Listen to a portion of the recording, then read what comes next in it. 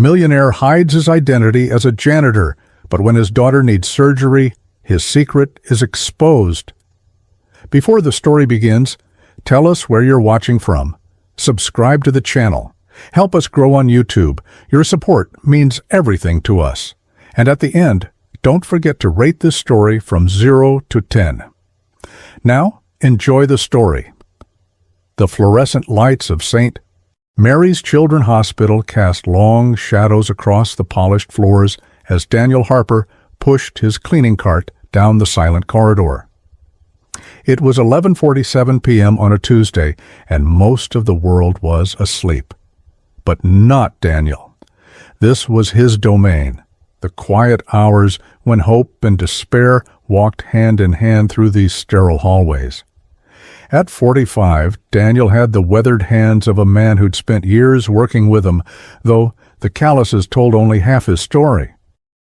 His graying hair was always neatly combed, and despite wearing the simple blue uniform of the hospital's janitorial staff, there was something about his posture, confident, almost regal, that made people look twice. "Evening, Mr. Harper," whispered Nurse Martinez, as she hurried past with a chart in her hands. Daniel nodded with a warm smile. After 3 years of night shifts, he knew every nurse, every security guard, every worried parent who haunted these halls after visiting hours. He stopped outside room 314, where the Rodriguez family had been keeping vigil for 2 weeks. Their 7-year-old son, Miguel, was waiting for a heart transplant, and the medical bills were crushing them. Through the small window, Daniel could see Mrs. Rodriguez asleep in the uncomfortable chair beside her son's bed, her husband's head resting on her shoulder. Daniel reached into his pocket and pulled out an envelope. Inside was $15,000 in cash, enough to cover their rent for 6 months and put food on the table while they waited for a miracle. He'd done this dozens of times over the past 3 years. Always anonymously, always careful to make it look like charity from the hospital's emergency fund. He slipped the envelope under their door and continued down the hallway, his cart squeaking softly against the linoleum. "Dad!" Daniel turned to see his daughter Grace walking toward him, her school backpack slung over her shoulder. At 14, she had her mother's striking green eyes and stubborn chin, but her father's gentle way of moving through the world. She wasn't supposed to be here this late. "Grace, what are you doing here? It's almost midnight." She held up a thermos. "You forgot your coffee." Again. She studied his face with those 2 knowing eyes. "And I wanted to make sure you were eating." "You've been distracted lately." Daniel's heart clenched. Sometimes his daughter seemed older than her 14 years, taking care of him the way he should be taking care of her. "Sweetheart, you shouldn't be walking around the city this late. It's not safe." "I took 2 buses and stayed in well-lit areas," Grace said matter-of-factly. "Besides, I know you worry about everyone here. Someone needs to worry about you." She handed him the thermos, and their fingers brushed. Her hands were cold, too cold for September in Chicago. He made a mental note to buy her better gloves, then caught himself. The gloves he could afford on a janitor's salary wouldn't be warm enough for the harsh winter coming. "How's homework?" he asked, deflecting as always. "Finished.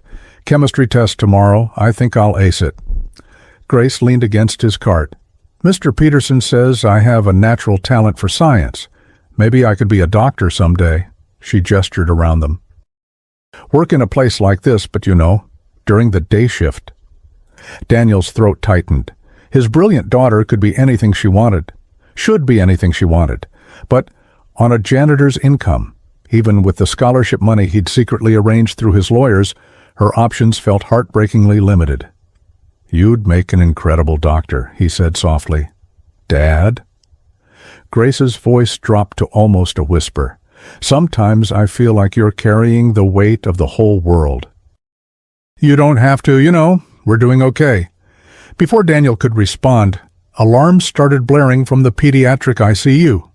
Both father and daughter turned toward the sound. A code blue, the kind that meant someone's child was fighting for their life. Daniel abandoned his cart. "Stay here," he told Grace, but she was already following him toward the chaos. They reached the ICU just as doctors and nurses flooded into room 318.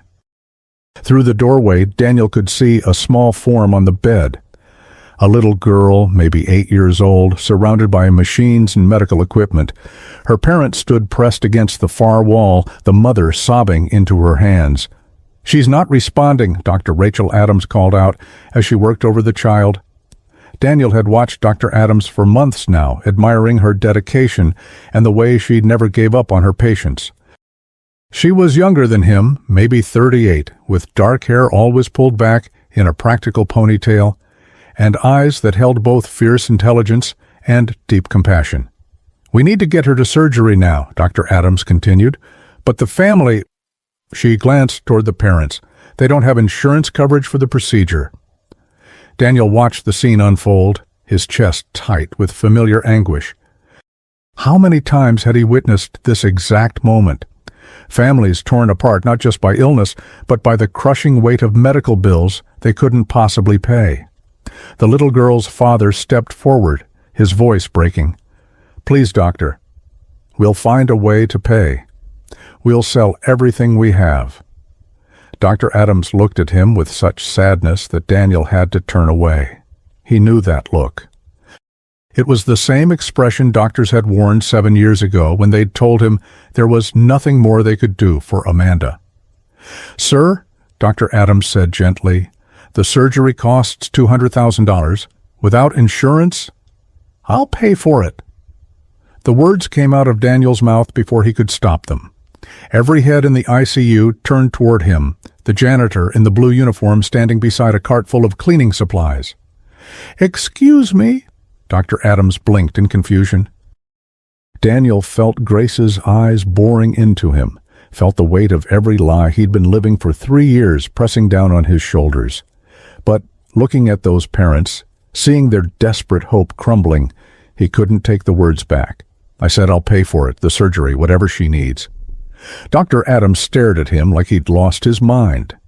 "Mr. Harper, that's very generous, but you don't understand the cost involved." $200,000, Daniel said quietly. "I understand perfectly." The room fell silent except for the beeping of machines and the little girl's labored breathing.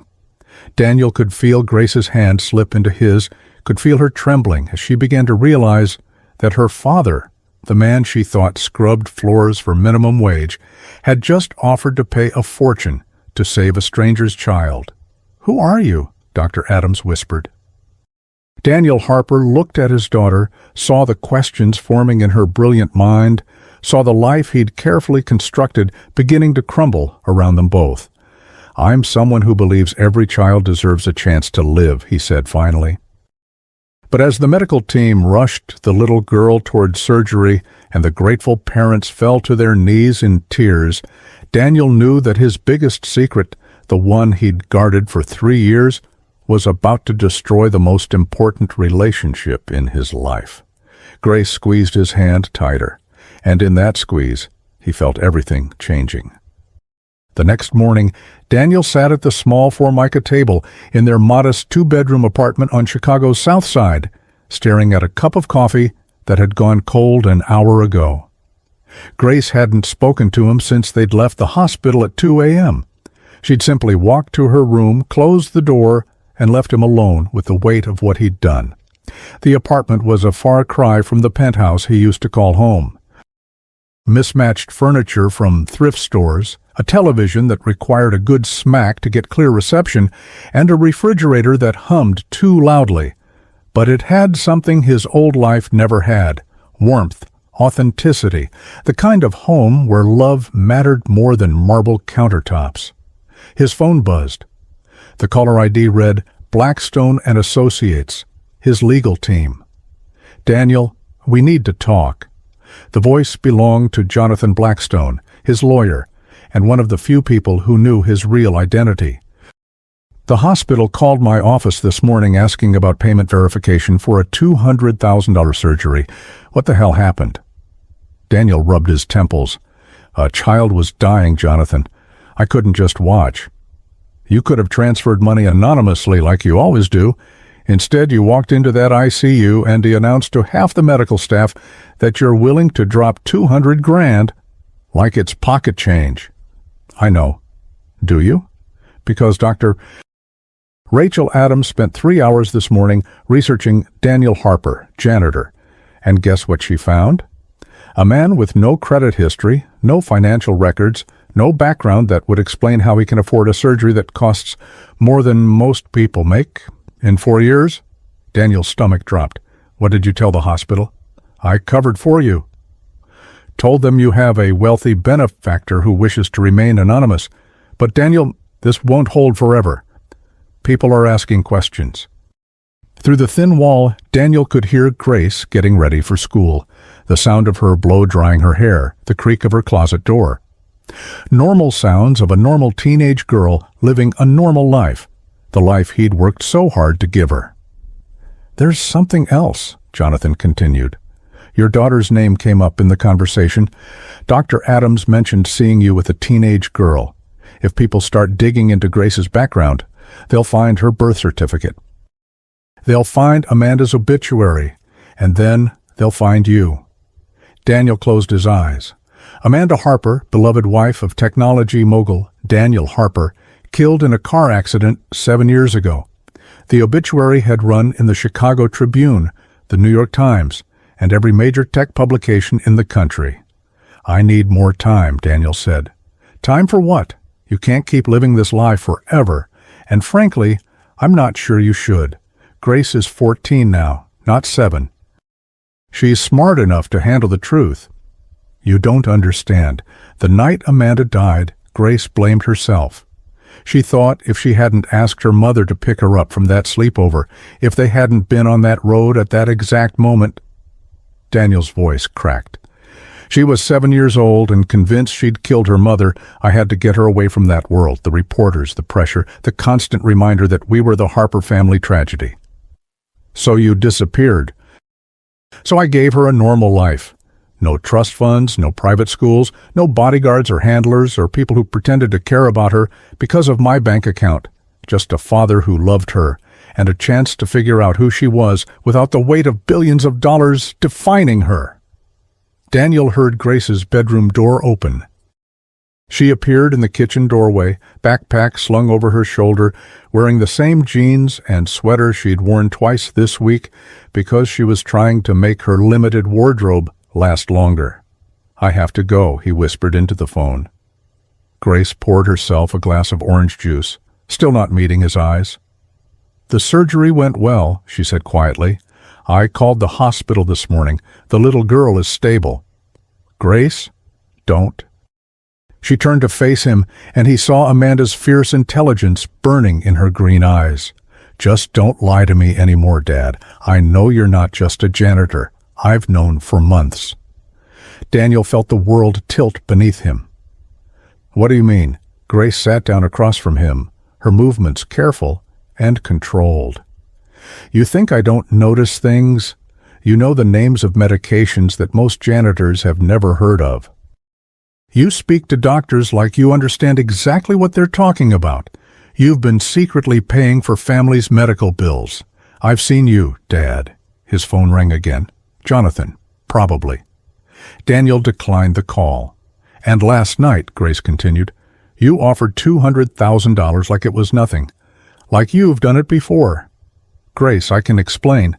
Can you? Because I've been trying to figure it out for months. How does a janitor afford to send anonymous donations to half the families in that hospital?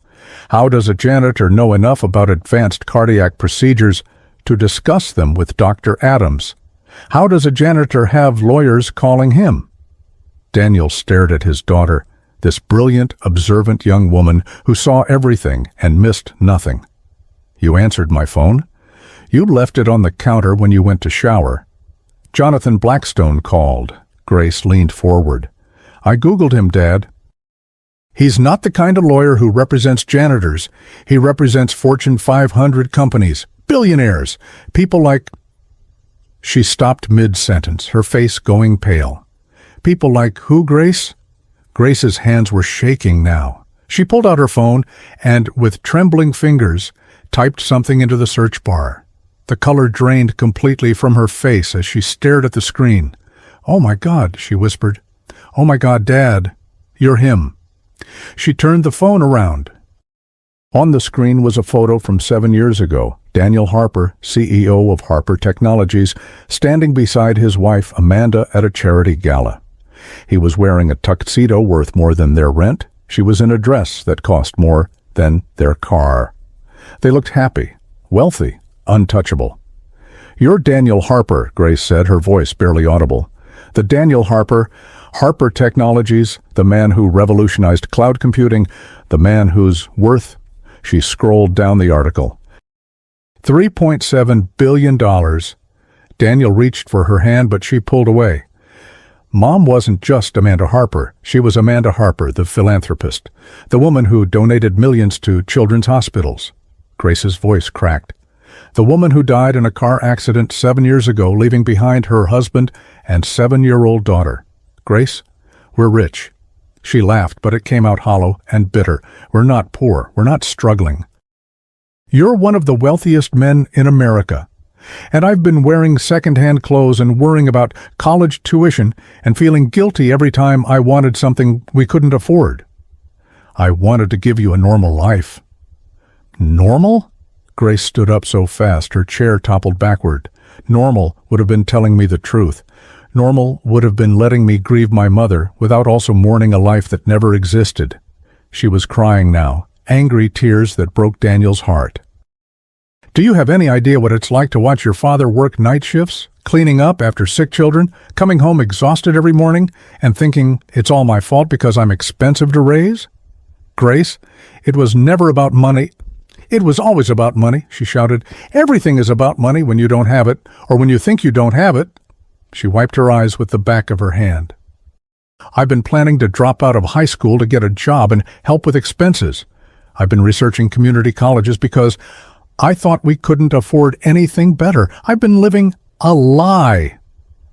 Daniel stood up, desperate to bridge the growing chasm between them. "You're right. I should have told you.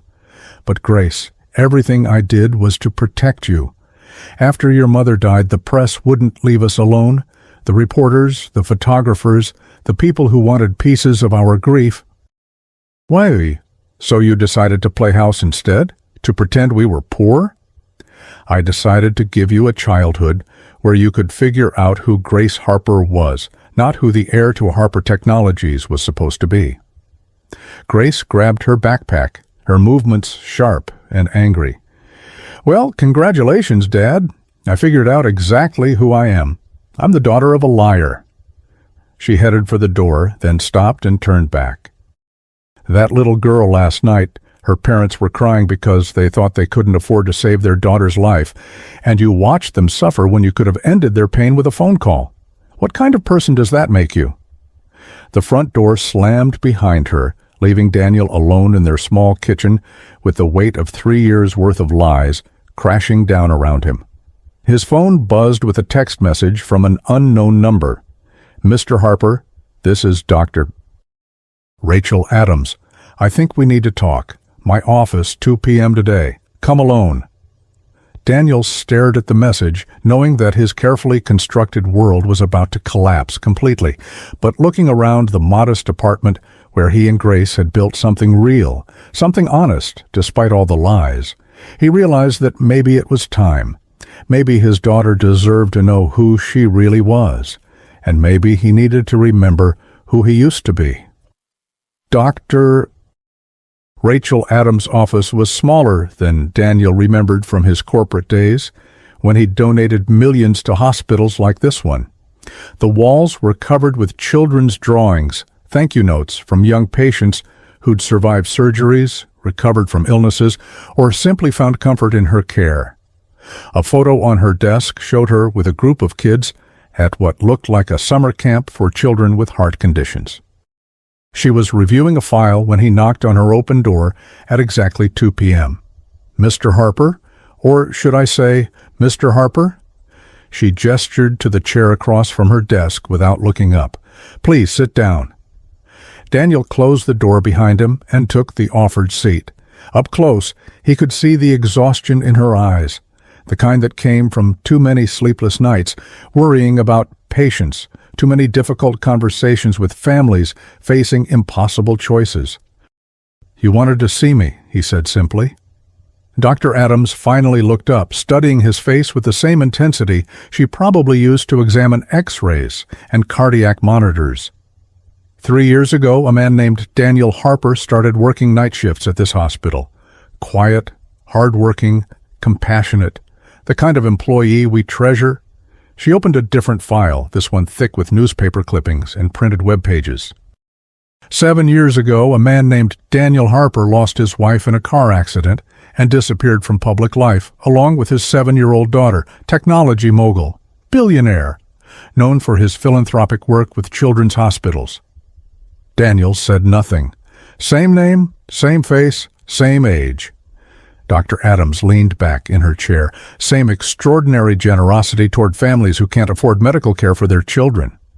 Dr. Adams, the Martinez family, room 217. You paid their son's entire leukemia treatment, $340,000, through an anonymous donation that just happened to be processed the day after you cleaned their room and saw them crying over bills. Daniel's throat tightened. The Johnson twins, premature births, NICU for 3 months. Someone anonymously covered their $800,000 hospital stay. Again, the donation came through the day after you worked that wing. She flipped through more pages. The Patterson girl, the Williams boy, the Rodriguez family you helped last night. Over the past 3 years, anonymous donations totaling more than $6 million have been made to this hospital. Always for specific families, always right after you've had contact with them. A lot of people donate to children's hospitals, Daniel said quietly. Not like this. These donations are too targeted, too personal, and they all trace back to shell companies that ultimately lead to... She pulled out a final document. Blackstone and Associates, your lawyers. Dr. Adams closed the file and folded her hands. So I'll ask again, who are you really? Daniel stared at the children's drawings on her wall, stick figures of doctors and patients, hearts drawn in red crayon, messages in careful elementary school handwriting. Thank you for saving my life. Dr. Adams is the best. You are my hero. I'm a father, he said finally. A father who lost his wife and decided his daughter deserved better than the life I was giving her. Better than being a billionaire? Better than being defined by it. Daniel met her eyes. Do you know what it's like to watch your 7-year-old blame herself for her mother's death? To see reporters camping outside your house, taking pictures of a grieving child, writing stories about how the Harper family tragedy affected stock prices? Dr. Adams's expression softened slightly. I brought Grace here that first night 3 years ago. She had pneumonia, and I was terrified. But what broke my heart wasn't her fever or her labored breathing. It was watching her try to comfort me in the emergency room, telling me we'd find a way to pay for her treatment even if it meant selling our car. She thought you were poor. She thought we were normal. And for the first time since Amanda died, she wasn't carrying the weight of being a Harper. She was just Grace, a sick kid with a worried father. Dr. Adams was quiet for a long moment. So you took a job here. I wanted to understand what other families go through. I wanted Grace to see that there were people worse off than us, that our problems weren't the center of the universe. Daniel's voice cracked. And I wanted to help, but quietly, without press releases or tax write-offs or corporate photo opportunities, by pretending to be a janitor, by being useful. Dr. Adams opened her desk drawer and pulled out a manila envelope. I have something that belongs to you. From this morning. Inside the envelope was a check for $200,000 made out to St. Mary's Children's Hospital. The surgery was successful, she said. Emma Rodriguez is stable and recovering. Her parents wanted to thank their anonymous benefactor, but I told them that wasn't possible. Daniel stared at the check. Keep it. For the next family that needs help. Mr. Harper? Dr. Adams leaned forward. Daniel, what you've done for this hospital, for these families, it's extraordinary, but living a lie isn't sustainable, and now your daughter knows the truth. She hates me. She's confused, hurt, angry, but not because you're wealthy, because you didn't trust her with the truth. Daniel looked up sharply. How do you know about Grace? Because she's been calling here every hour since 7 a.m., checking on Emma Rodriguez, and because 20 minutes ago she collapsed during her chemistry test at Lincoln High School. The world seemed to stop moving. What? The paramedics brought her in 15 minutes ago. She's conscious, but Daniel... Dr. Adams stood up, her professional mask slipping to reveal genuine concern. She's in cardiac distress. Daniel was on his feet before she finished the sentence. Where is she? Pediatric ICU. But before you see her, you need to know. The preliminary tests show an irregular heartbeat, elevated troponin levels, and symptoms consistent with... She paused, choosing her words carefully. We need to run more tests, but I think Grace may have inherited your wife's condition. Amanda died in a car accident.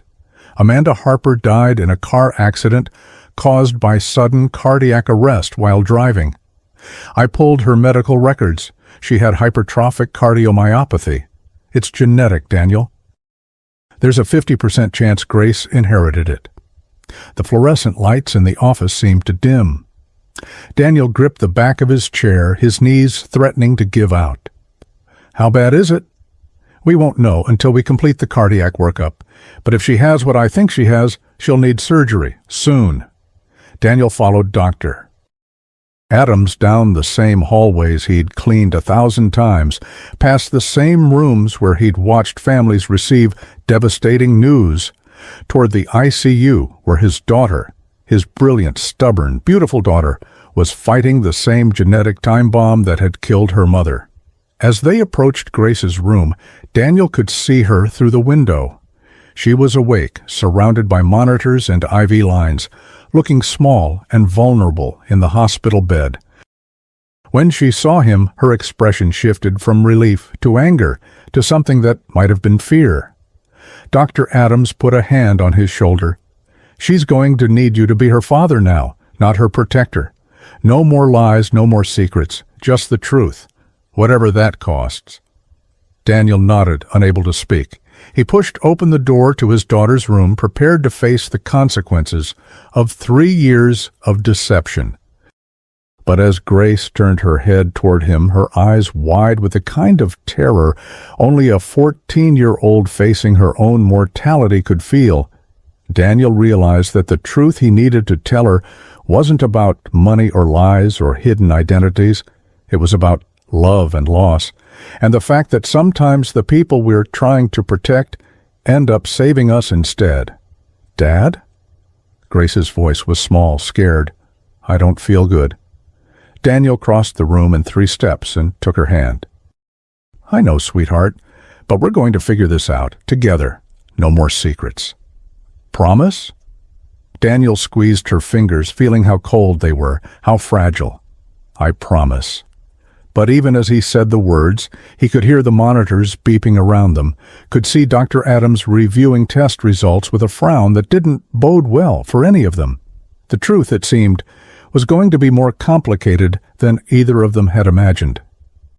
Grace had been in the hospital for 18 hours, and Daniel hadn't left her side except to make phone calls he prayed she couldn't hear.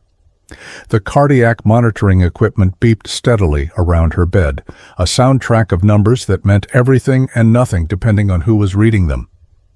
The echocardiogram confirms it, Dr. Adams said quietly, pulling Daniel aside while Grace slept. Hypertrophic cardiomyopathy, just like her mother. The left ventricular wall is significantly thickened, and there's obstruction to blood flow. Daniel stared at the test results, the medical terminology blurring together. In English, please. Grace's heart muscle is too thick. It's working harder than it should, and eventually it could cause sudden cardiac arrest, the same thing that happened to Amanda. Surgery? There's a procedure called septal myectomy. We remove part of the thickened muscle to improve blood flow. But Grace's case is complicated. Dr. Adams pulled up imaging on her tablet. The location of the thickening, the severity. She needs a specialist, someone who's performed this exact procedure dozens of times. Daniel felt the familiar weight of helplessness settling over him. Who's the best? Dr. Elena Vasquez at the Swiss Cardiovascular Institute in Zurich. She pioneered a minimally invasive technique specifically for cases like Grace's. Dr. Adams paused. But Daniel, the surgery alone cost $400,000. That's before travel, lodging, post-operative care. How much total? Close to $600,000. And insurance? She shook her head. They'll call it experimental, elective. They'll want her to try medication first, maybe a less invasive procedure here in the States. How long does she have? With medication and lifestyle changes, maybe 2 years before the condition becomes life-threatening, without intervention. Dr. Adams met his eyes. She could have an episode like her mother's at any time.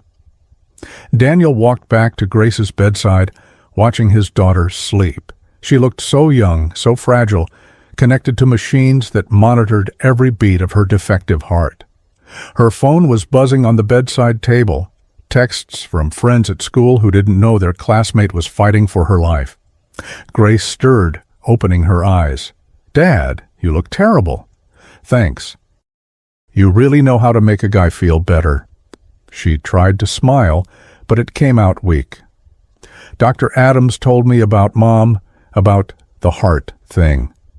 Daniel sat down in the chair he'd been occupying for the past day and a half.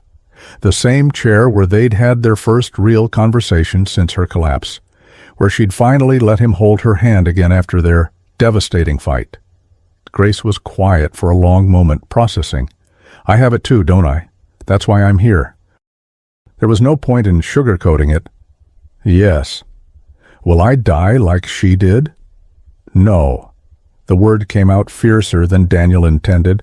"No, you won't, because we're going to fix this." "How?" Daniel pulled out his phone, scrolling through emails from Jonathan Blackstone. His lawyer had been working around the clock to arrange payment for the Swiss surgery without raising red flags. But every solution seemed to create new problems. There's a doctor in Switzerland. The best in the world for this type of surgery? Switzerland? Grace's voice was barely a whisper. Daniel sat down in the chair he'd been occupying for the past day and a half. The same chair where they'd had their first real conversation since her collapse, where she'd finally let him hold her hand again after their devastating fight. "Grace, I know you're still angry with me." "I'm not angry anymore, Dad." Her voice was tired, older somehow. "I'm scared." Daniel squeezed her hand. "Me too. When I collapsed at school, all I could think about was Mom, about how she must have felt in those last seconds." Grace's eyes filled with tears. "And then I thought about our fight, about how I called you a liar and stormed out, and I was terrified that those might be the last words I ever said to you." "Grace, you are a liar," she continued, but her voice was gentle now. "You lied about who we are, about what we have, about our whole life. But you're also the man who's been saving children's lives in secret for 3 years. You're the father who gave up a fortune to try to give me a normal childhood." She shifted in the hospital bed, wincing slightly. "I've had 18 hours to think about this, about why you did what you did, and I think I understand." Daniel felt tears threatening. "I'm so sorry, Grace, for all of it. I know you are, and I forgive you. But Dad..." She looked directly at him. "No more lies, ever. Even if you think you're protecting me. No more lies." "So when you say we can afford surgery in Switzerland, you mean we can really afford it? All $3.7 billion of it?" Daniel managed a small smile. "We can afford it." "Then I want it. I want the surgery." Grace's voice grew stronger. "But I want something else, too." "Anything." "I want you to stop hiding, not just from me, from everyone. If I'm going to live, I want to live as Grace Harper, daughter of Daniel Harper. Not some made-up poor version of ourselves. Daniel felt something shift in his chest, like a weight he'd been carrying for 3 years suddenly lifting. You mean that? I mean that. When we get back from Switzerland, I want to go to a real high school, maybe even that fancy prep school you probably went to. I want to see the house where I was born. I want to know about Harper Technologies, about the foundation Mom started, about all of it. Grace. And I want you to ask Dr. Adams on a date. Grace. Dad, I've watched you look at her like she hung the moon, and she's been checking on you almost as much as she's been checking on me. Grace grinned, and for a moment she looked like the teenager she should be instead of a girl facing heart surgery. Besides, if we're going to be rich people who help sick kids, we need good people around us, and she's definitely good people. Before Daniel could respond, Dr. Adams approached the bed. I hate to interrupt, but we need to discuss timing. Dr. Vasquez can see Grace next week, but we need to coordinate with her current medications, arrange travel clearances. Whatever you need, Daniel said, money is no object. Dr. Adams glanced between father and daughter, noting the change in their dynamic. There's something else. The hospital administration wants to meet with you tomorrow. They're curious about the recent donations and your employment status.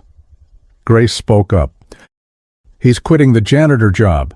Grace, you are Dad. Because Daniel Harper, technology CEO and billionaire philanthropist, doesn't need to scrub floors to help people anymore, right? Daniel looked at his daughter, brave, sick, stubborn, wise beyond her years, and realized she was right. The life he'd been living, the lies he'd been telling, they weren't protecting her anymore. They were holding both of them back from the people they could become. Right, he said. But I'll miss the night shifts. I'll miss feeling useful. No, you won't, Grace said, because we're going to do something bigger. Something that would make Mom proud. What did you have in mind? Grace's eyes lit up with the same determination that had gotten her through 3 years of thinking she was poor. We're going to change how this hospital treats families who can't afford care. No more secret donations. No more anonymous help. We're going to make sure no family ever has to choose between saving their child and saving their home. Daniel felt his heart swell with pride and love and grief all tangled together. How? However much it costs, Dad. However much it takes.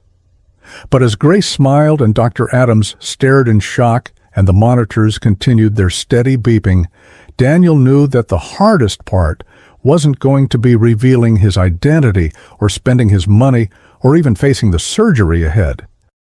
The hardest part was going to be learning how to live honestly after 3 years of lies, and how to love openly after 7 years of hiding from the world. Starting tomorrow, Daniel Harper was going to remember how to be himself again, and pray that it would be enough to save his daughter's life. The St. Mary's Children Hospital Administration conference room felt smaller than it should have, given the magnitude of what was about to be discussed. Daniel sat at the polished table across from Hospital Director Margaret Chen, Chief Financial Officer Robert Hayes, and Dr. Rachel Adams, who had insisted on being present as Grace's attending physician. It had been 2 days since Grace's diagnosis, and Daniel could see the curiosity burning in Director Chen's eyes. She was a sharp woman in her 50s who'd built her career on asking the right questions and getting honest answers. Mr. Harper, Director Chen began, opening a thick file. Or should I say, Mr. Daniel Harper of Harper Technologies. Daniel had prepared for this moment. Daniel Harper is fine. We've had some interesting discoveries over the past 48 hours, CFO Hayes interjected, pulling out a stack of financial documents. Anonymous donations totaling $6.2 million over 3 years, all traceable back to shell companies, all ultimately leading to Blackstone and Associates. Your legal representation, Director Chen added. The same firm that represents some of the wealthiest individuals in the country. Dr. Adams shifted uncomfortably in her chair. Is this really necessary? Mr. Harper's daughter is facing major surgery, which raises even more questions, Hayes continued. Yesterday, we received a call from the Swiss Cardiovascular Institute. They're expecting a $600,000 payment for Grace Harper's surgery. The caller identified herself as assistant to Daniel Harper, CEO of Harper Technologies. Daniel met their stares calmly. Yes, that's correct. Director Chen leaned forward. Mr. Harper, you've been employed here for 3 years as a night custodian. Your salary is $32,000 annually. Can you explain how you're able to afford experimental heart surgery in Switzerland that costs more than 18 years of your wages? Because my wages here were never meant to support my family. They were meant to give me purpose. The room fell silent. I am Daniel Harper, founder and CEO of Harper Technologies. I'm worth approximately $3.7 billion. I took the custodial position here 3 years ago under my real name because I wanted to help families facing medical crises, and I wanted to do it without the complications that come with being publicly wealthy. CFO Hayes nearly dropped his pen. You're saying you're actually... I'm saying I've been cleaning floors and paying for children's surgeries because it felt more honest than sitting in boardrooms talking about profit margins while kids died from treatable conditions. Director Chen stared at him for a long moment. This is highly irregular. We've never had a situation where a billionaire wanted to work for minimum wage, Daniel asked. I imagine not. Dr. Adams spoke up. Margaret, does it really matter? He's helped dozens of families. The Rodriguez boy got his heart transplant. The Martinez girl beat leukemia. Emma Rodriguez is recovering beautifully from her surgery. It matters because of liability, insurance, background checks. Hayes was frantically taking notes. If word gets out that we've had one of the wealthiest men in America mopping our floors, the media attention alone could be catastrophic, Director Chen added. Our donors, our board members. Daniel stood up. Director Chen, with respect, I didn't come here to discuss your PR concerns. I came to tender my resignation as custodial staff and to make you an offer. What kind of offer? Daniel pulled out a document he'd had Jonathan prepare that morning. Harper Technologies would like to donate $50 million to establish the Amanda and Grace Harper Pediatric Cardiac Center at St. Mary's. State-of-the-art equipment, expanded surgical suites, and most importantly, an endowment to ensure that no family is ever turned away due to inability to pay. The silence in the room was deafening. CFO Hayes was the first to speak. $50 million? As a starting point, Dr. Adams would serve as department head with full authority to hire additional specialists and expand the program as needed. Dr. Adams blinked in shock. Daniel, This is incredibly generous, but I haven't agreed to... I know, and I'm not asking you to decide right now, but Grace and I talked about it, and we want to create something lasting, something that would honor Amanda's memory and ensure other families don't face the impossible choices we've watched here. Director Chen was reading through the donation proposal, her expression shifting from skepticism to amazement. This would make us one of the premier pediatric cardiac facilities in the Midwest. That's the idea. But why here? Hayes asked. With your resources, you could build your own hospital, create your own foundation. Daniel looked toward the window where he could see the wing of the hospital where Grace was resting. Because this is where I learned that wealth without purpose is meaningless. This is where I watched Dr. Adams save lives every day with limited resources and unlimited determination. This is where my daughter is learning that we have an obligation to use what we have to help others. His phone buzzed with a text from Grace. Did you ask her yet? Daniel glanced at Dr. Adams, who was still staring at the donation proposal in disbelief. There's one more thing, Daniel said. The donation comes with a condition. Director Chen looked up sharply. What kind of condition? Dr.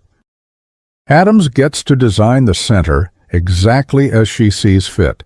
Complete autonomy over medical decisions, staffing, treatment protocols, no interference from hospital administration or the Harper Foundation.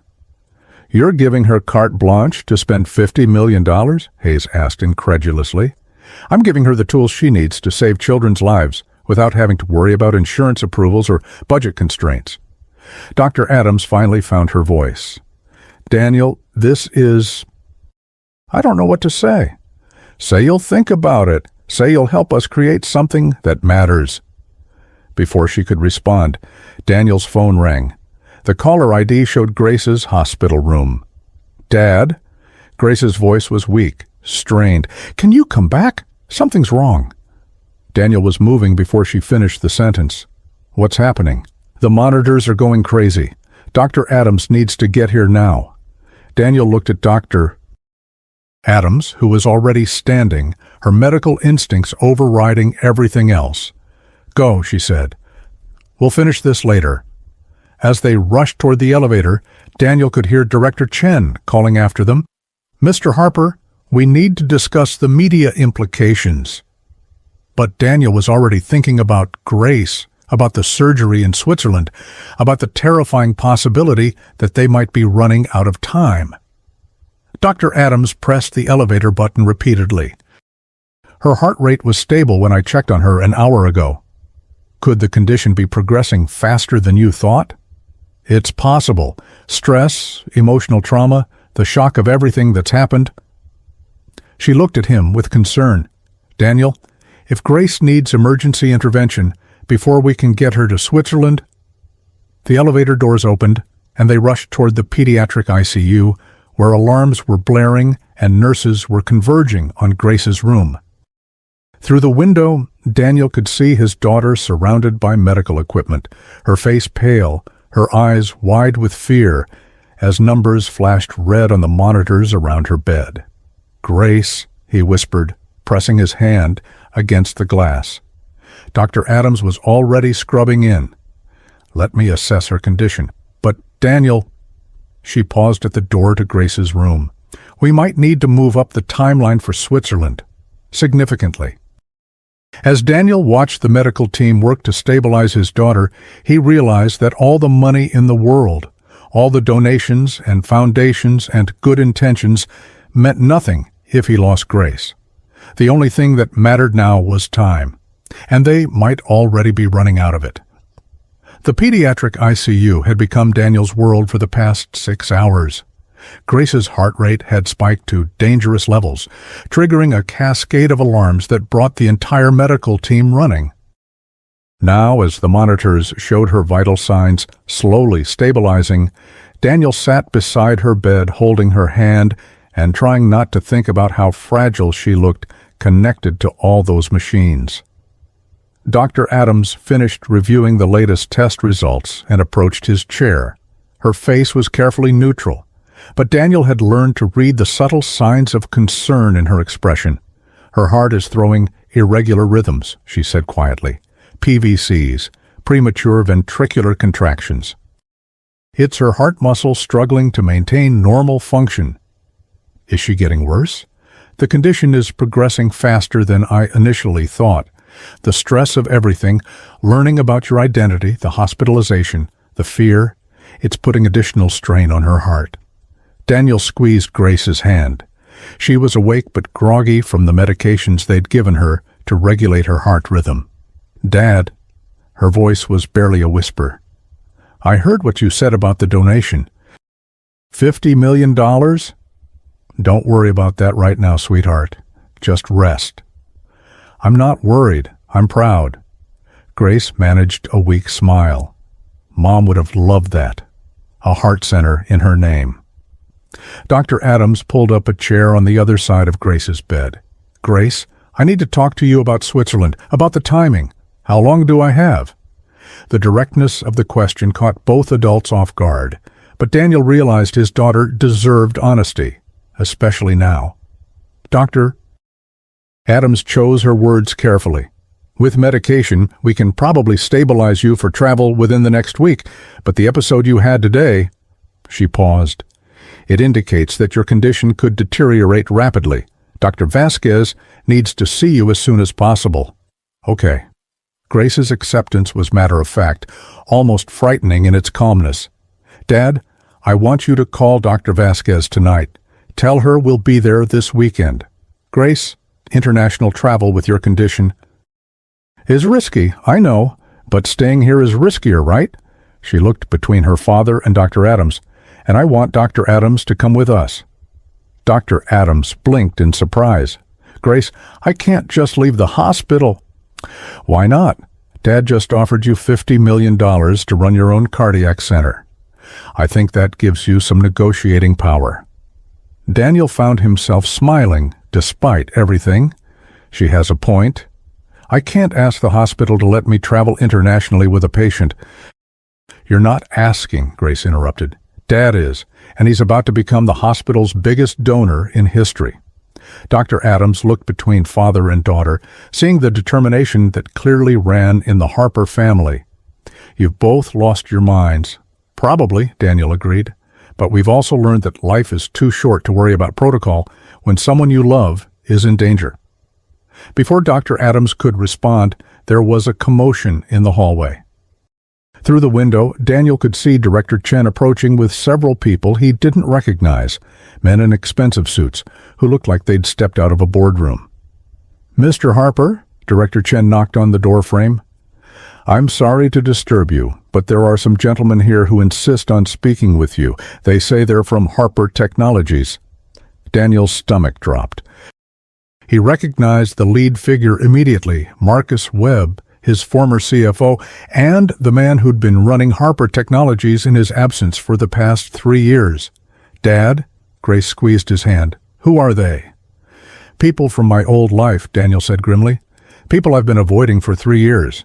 Marcus Webb stepped into the room, his expression a mixture of relief and frustration. Daniel, thank God we found you. Marcus, how did you... The Swiss Cardiovascular Institute called our corporate offices asking about payment authorization for Grace Harper's surgery. It took us about 6 hours to trace you here. Marcus glanced around the hospital room, taking in the monitors, the medical equipment, Grace's pale face. What the hell have you been doing for 3 years? Taking care of my daughter. By working as a janitor? By disappearing completely? The board thinks you're dead, Daniel. We've been operating under emergency succession protocols. Your shareholders, your employees. Marcus ran a hand through his hair. Do you have any idea what your disappearance has done to the company? Grace spoke up, her voice weak but clear. He's been saving children's lives. Marcus looked at her for the first time, really seeing her. You must be Grace. I'm Marcus Webb. I knew your father before. Before he decided that money wasn't more important than being a good person, Grace's tone was sharp despite her condition. Dr. Adams stepped forward. Gentlemen, this is a pediatric ICU. The patient needs rest, and this conversation can wait, Daniel said firmly. Marcus, whatever crisis you think exists at Harper Technologies, it can be handled later.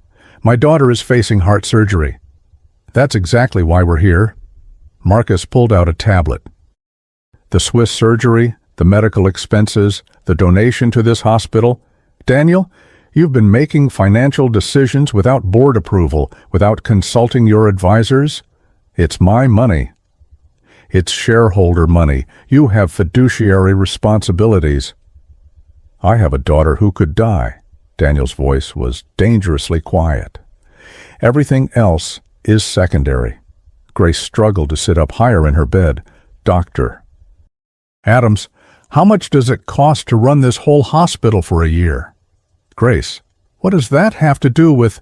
How much? Dr. Adams looked confused. I don't know exactly. Maybe $200 million annually? Grace looked at Marcus Webb. My father is worth $3.7 billion. That means he could run this entire hospital for almost 20 years and still have money left over. So when he wants to spend $600,000 to save my life, or $50 million to help other kids, maybe you should ask how you can help instead of telling him what he can't do. The room fell silent. Marcus stared at this 14-year-old girl who just delivered a more coherent business argument than most of his board meetings. Grace, Marcus said slowly, your father has been missing for 3 years. No communication, no oversight, no involvement in the company he built. Because he was busy being my dad, the dad I needed after Mom died, the dad who read me stories every night and helped with homework and made sure I knew I was loved more than any amount of money. Grace's voice cracked with emotion and exhaustion. And while he was doing that, he was also secretly paying for dozens of kids to get medical treatment they couldn't afford. She looked directly at Marcus. "So tell me, Mr.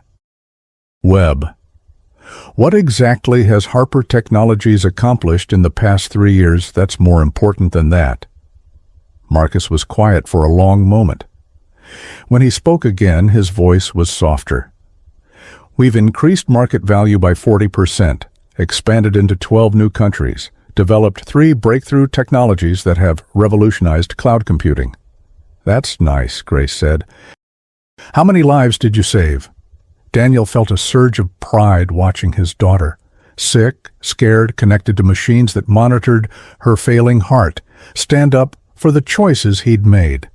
She understood in a way that Marcus and the board never could that some things mattered more than stock prices. "Mr. Webb," Dr. Adams interjected, "I don't know anything about corporate governance, but I do know that this young woman needs to be in Switzerland for surgery as soon as possible. If Mr. Harper's company can help facilitate that." "Of course," Marcus said immediately. "Daniel, I can have the corporate jet ready within 6 hours. Medical transport, whatever you need." Daniel looked at Grace, who nodded slightly. "Thank you. But Daniel, when you get back, we need to talk, really talk, about the future of the company, about your role, about how Harper Technologies can become the kind of company that saves lives instead of just making money," Grace suggested. Marcus stared at her again.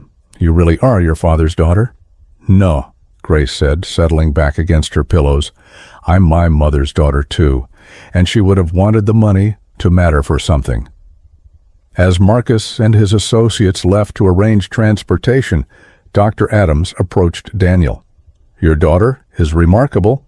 She gets that from Amanda. I think she gets it from both of you." Dr. Adams paused. "Daniel, about Switzerland. If I'm going to come with you, there are some things we need to discuss." Such as the fact that I've never traveled internationally with a patient this critical, such as the fact that what you're asking me to do could end my career if something goes wrong.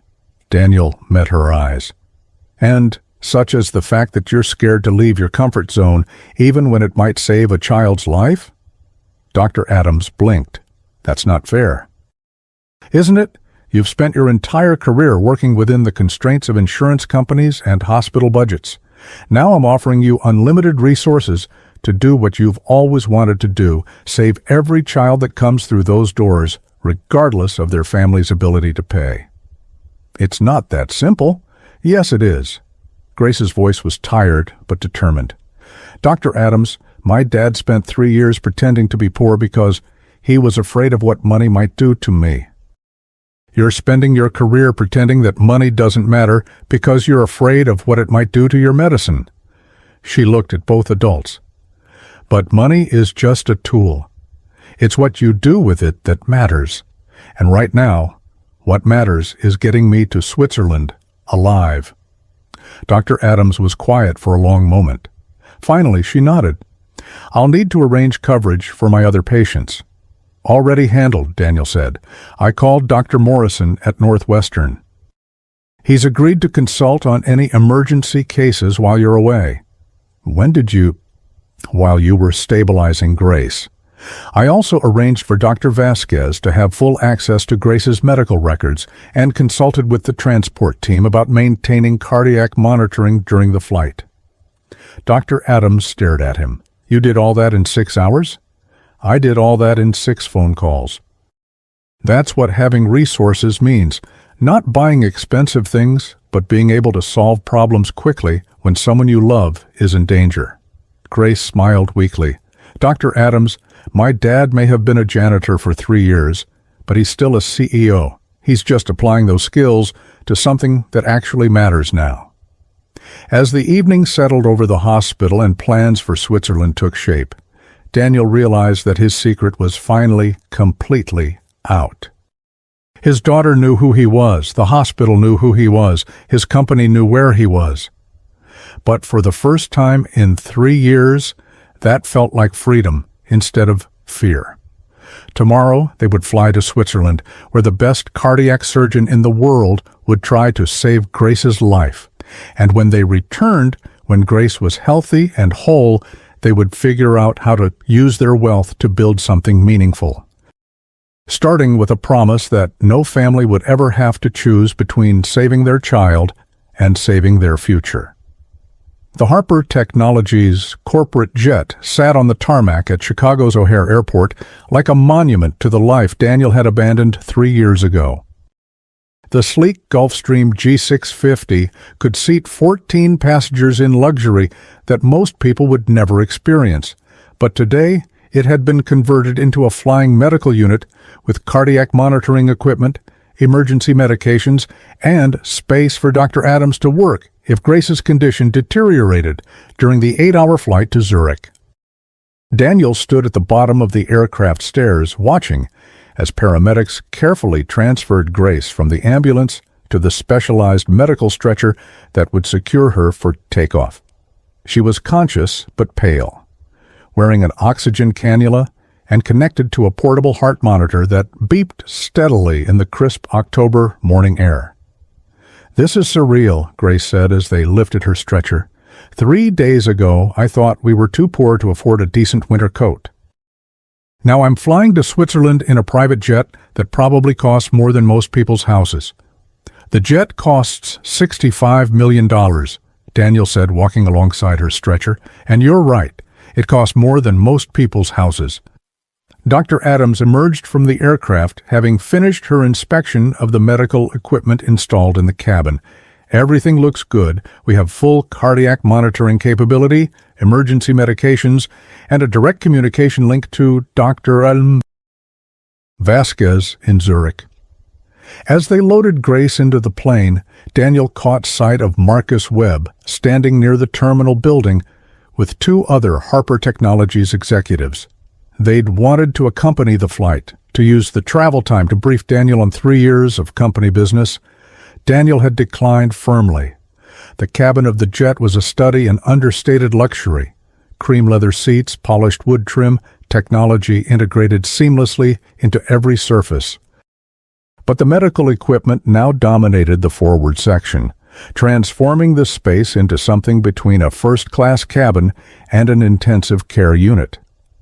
Grace was secured in a specially designed medical bed that could be adjusted for comfort, while maintaining access to monitoring equipment.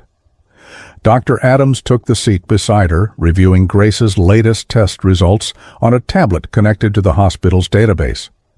Daniel settled into the seat across from them, feeling the weight of the moment. This was the first time in 3 years that he'd been surrounded by the trappings of his former life: the jet, the staff, the immediate response to his needs that came with unlimited resources. "Dad," Grace's voice was soft over the hum of the engines as they prepared for takeoff. "Are you okay? You look like you're seeing ghosts." "Maybe I am." Daniel gazed out the window at the Chicago skyline. "The last time I was on this plane, your mother was with us. We were flying to a technology conference in Singapore, and you were staying with your grandmother for the week. I remember that trip. I was 7. Grandma taught me how to make chocolate chip cookies, and I was so excited to show Mom when she got back." Daniel's throat tightened. She never got to taste those cookies. "Because she died 2 days before you came home." Grace reached across the space between them and took his hand. "Dad, I've been thinking about that a lot lately. About the timing of everything." Dr. Adams looked up from her tablet, sensing the importance of the conversation. "For 7 years, I blamed myself for Mom's death," Grace continued. "I thought if I hadn't asked her to pick me up from Sarah Martinez's sleepover that night, if she hadn't been driving across town at 9 p.m., she would still be alive. Grace, let me finish. I carried that guilt for years.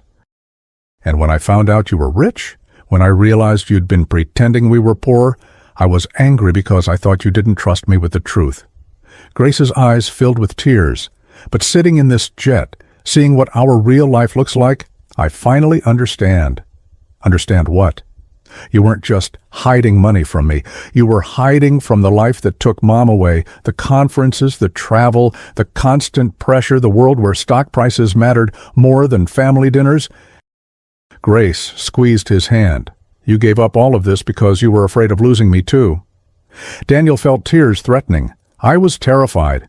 Every time you were late coming home from school, every time you got sick, every time you seemed sad or distant, I was convinced that the Harper family curse was going to take you away from me too. So you tried to make us not be Harpers anymore. I tried to make us be a normal family." Dr. Adams spoke up quietly. "For what it's worth, you succeeded. The relationship you two have, the way you talk to each other, the way Grace thinks about the world, none of that would have been possible if she'd grown up with unlimited money and no consequences." Grace nodded. "I know who I am because of the choices you made, Dad.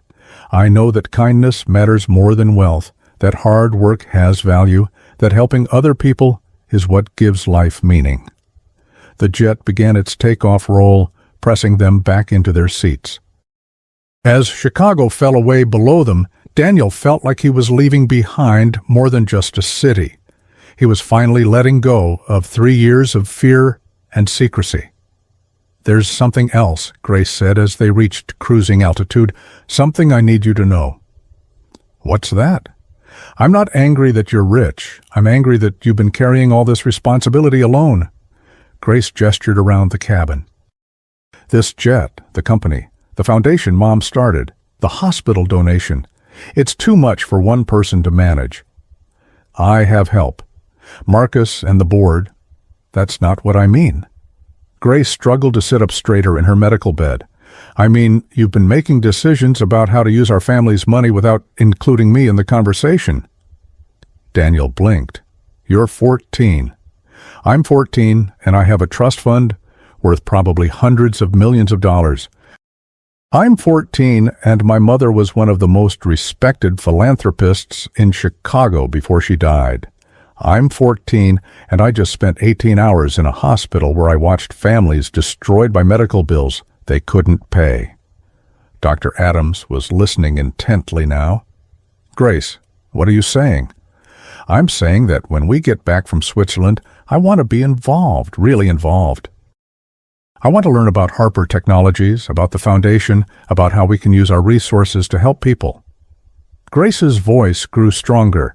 "And I want to help you design the cardiac center." "Sweetheart, you need to focus on getting better." "I need to focus on getting better so I can help make sure other kids don't go through what I'm going through." Grace looked at Dr. Adams. "How many children die every year because their families can't afford cardiac surgery?" "Doctor." Adams was quiet for a moment. "Too many. How many could we save if money wasn't a factor?" "Almost all of them." Grace turned back to Daniel.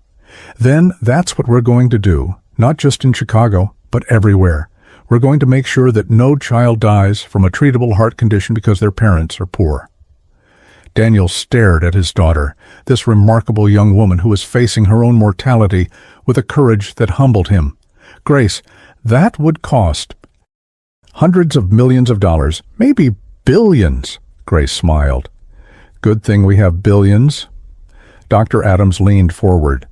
"Grace, what you're describing would revolutionize pediatric cardiac care, but the logistics alone would require someone with experience running complex organizations," Grace said, looking directly at her father.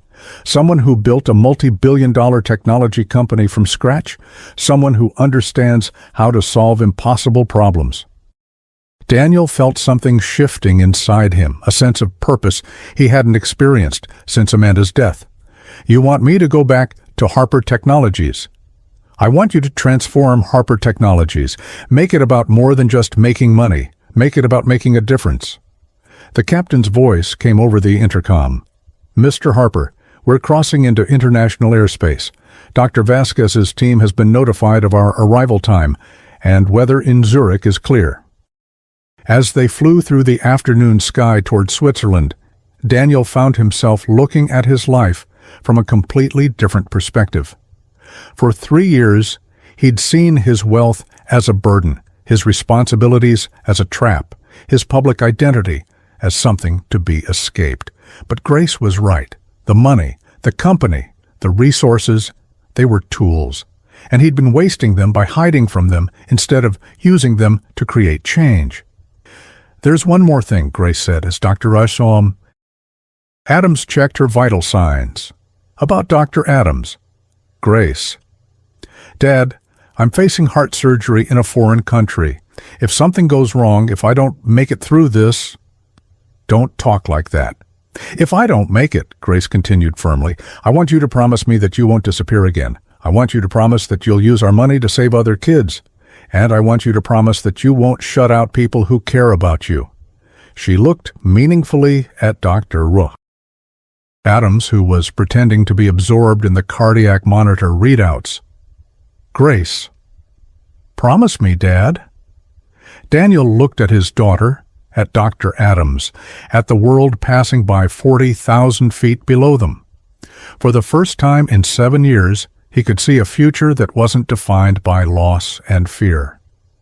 "I promise," he said. But as the jet carried them toward Switzerland and toward the surgery that would determine Grace's future, Daniel realized that the hardest part wasn't going to be keeping his promise. The hardest part was going to be believing that he deserved the kind of life Grace was envisioning for them, a life where love and purpose mattered more than protecting himself from potential heartbreak. A life where the Harper family could finally stop running from who they were meant to be. The Swiss Cardiovascular Institute in Zurich looked more like a luxury hotel than a hospital. Set against the backdrop of snow-capped Alps, the modern glass and steel building reflected the early morning sunlight as the Harper Technologies jet touched down at Zurich Airport. Daniel had barely slept during the flight, spending most of the 8 hours watching Grace's heart monitor and trying not to think about all the ways the next few days could go wrong. Dr. Elena Vasquez was waiting for them at the hospital entrance with a team of cardiac specialists and nurses.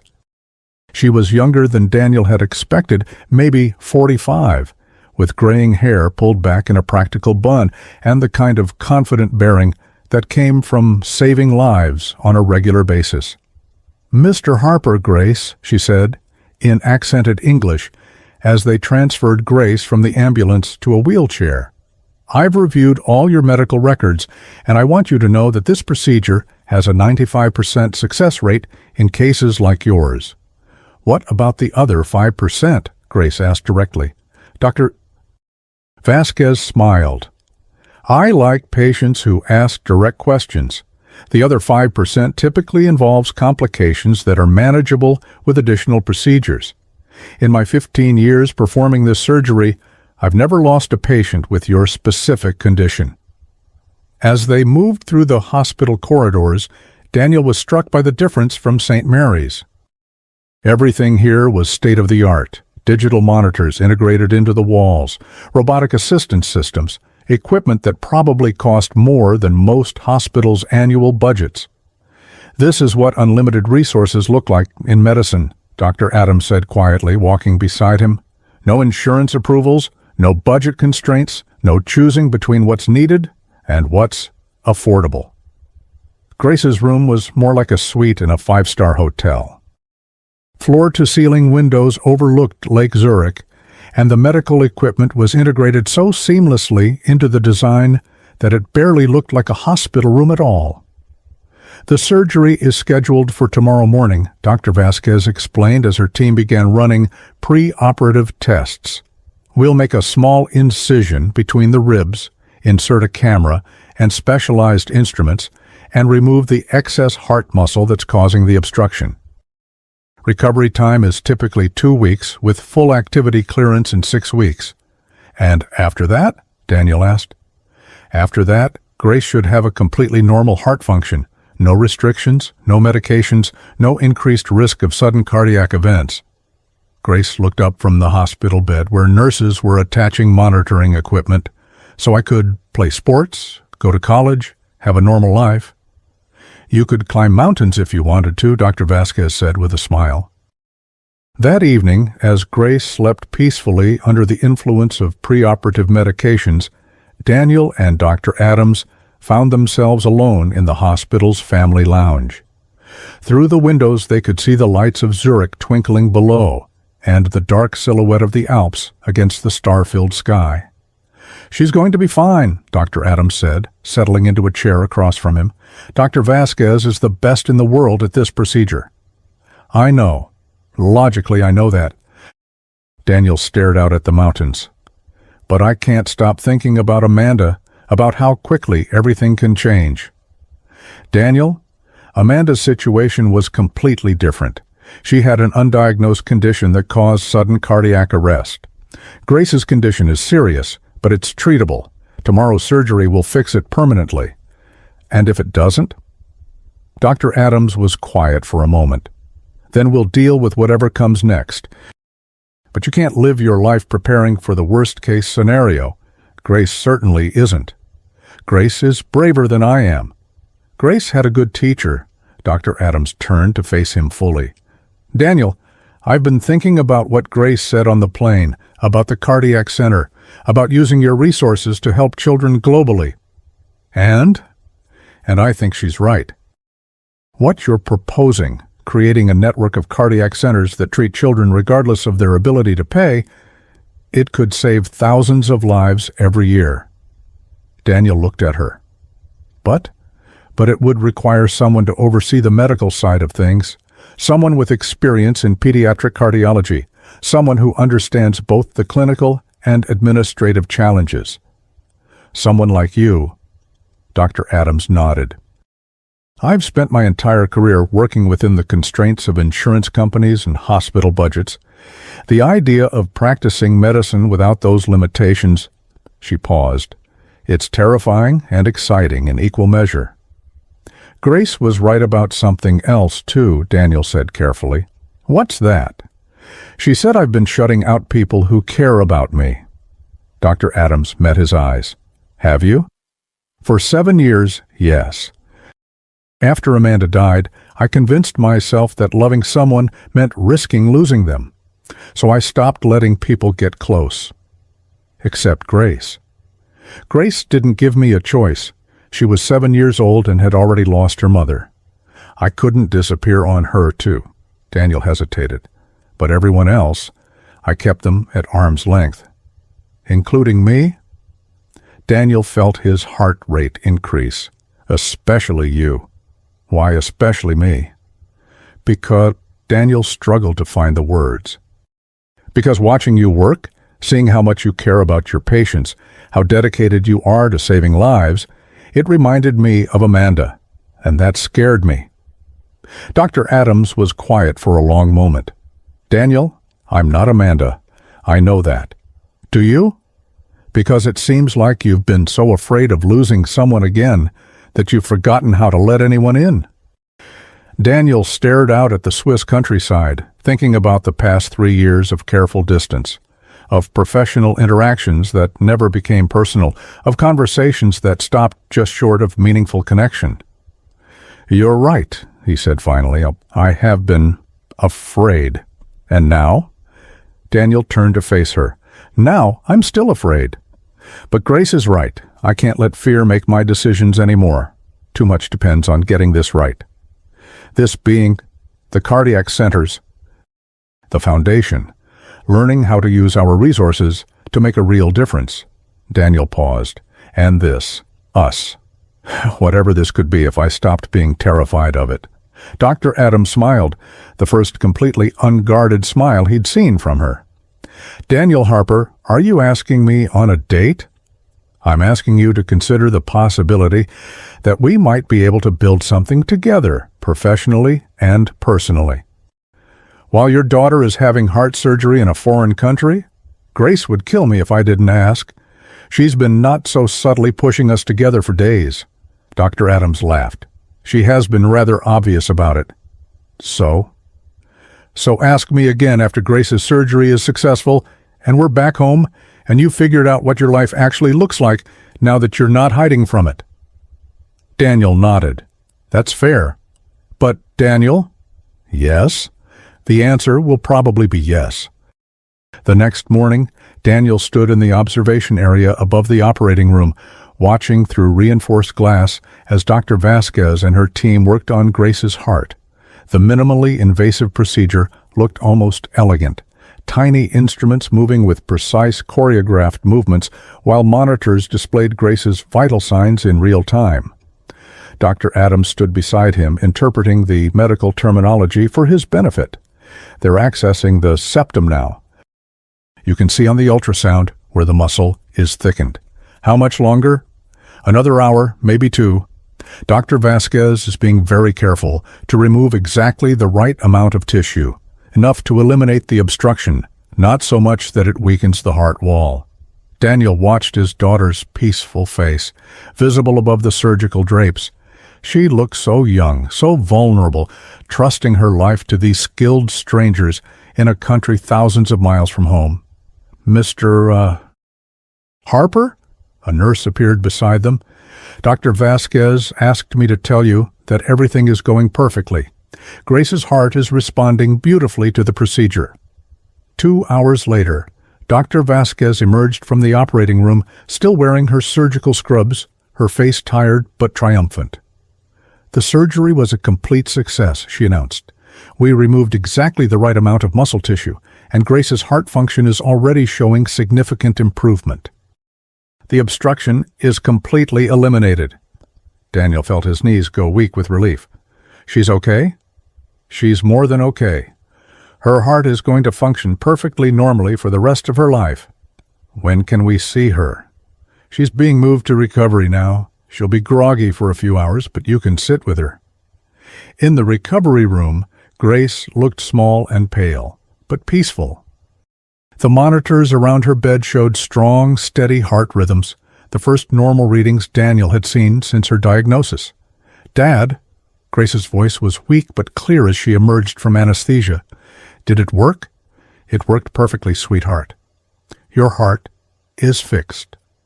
Grace smiled, still drowsy from the medications. "Good, because we have work to do." "Work can wait. You need to rest." "Did you ask Dr. Adams on a date yet?" Dr. Adams, who was checking Grace's surgical site, blushed. "Grace, you just had heart surgery. Maybe focus on recovery?"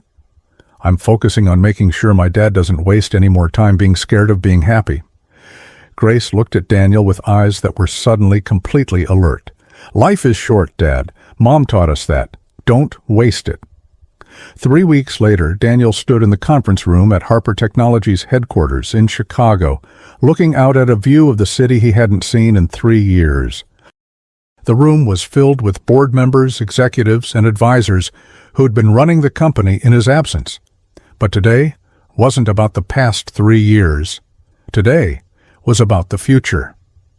"Ladies and gentlemen," Daniel began, "I want to introduce you to the new mission of Harper Technologies." On the screen behind him, architectural renderings appeared, beautiful, modern hospitals with the Harper logo prominently displayed. "We're going to build a network of pediatric cardiac centers in major cities across the United States and eventually worldwide. Each center will provide world-class cardiac care to children regardless of their family's ability to pay." Marcus Webb leaned forward. "Daniel, the cost of something like this will be approximately $2 billion over the next 5 years," Daniel continued, "which represents about half of my personal net worth and a significant portion of Harper Technologies' charitable giving budget." Grace, sitting in a wheelchair near the front of the room, her doctor had cleared her for limited activity, spoke up. "It also represents about 20,000 children's lives saved per year." The room was silent. "My daughter is right," Daniel said. "For too long, we've measured success in stock prices and market share. Starting today, we're going to measure success in lives saved and families helped." Board member Janet Morrison raised her hand. "Daniel, this is admirable, But what about shareholder value? What about our fiduciary responsibility? Our fiduciary responsibility is to use our resources wisely. I can't think of a wiser use than saving children's lives. Dr. Adams, who was sitting beside Grace, added, "From a business perspective, the cardiac centers will also serve as research facilities. Harper Technologies will be at the forefront of developing new medical technologies, new treatment protocols, new ways of delivering health care. The first center will be built at St. Mary's Children's Hospital in Chicago," Daniel announced. "Dr. Rachel Adams will serve as Chief Medical Officer for the entire network, overseeing clinical operations at all facilities."